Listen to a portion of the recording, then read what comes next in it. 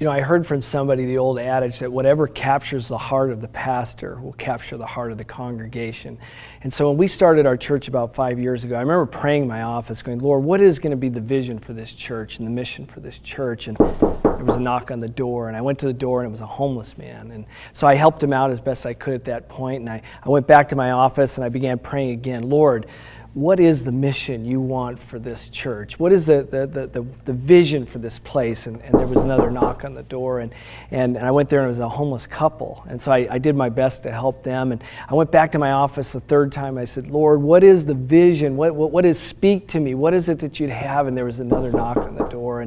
And I tell the story in a sense that it all happened one day, but it really happened over about a week or two. I went to the door and helped this family. It became apparent that we were meant to serve this community, and one way we could do that is through poverty and homelessness. And so Paul Williams is a good friend of mine, and I reached out to him and I said, you know, how do we do this? How do we establish some type of service for this community?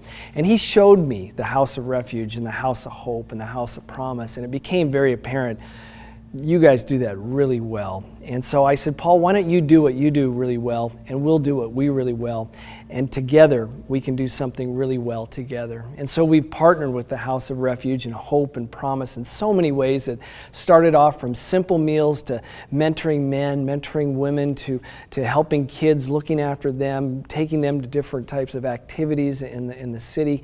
And it's just been a wonderful relationship as we do what we do well, which is reach the community, and then specifically what the House of Hope and Refuge and Promise do is reach the community that's been, let's just say, marginalized and forgotten. And so we really value that partnership.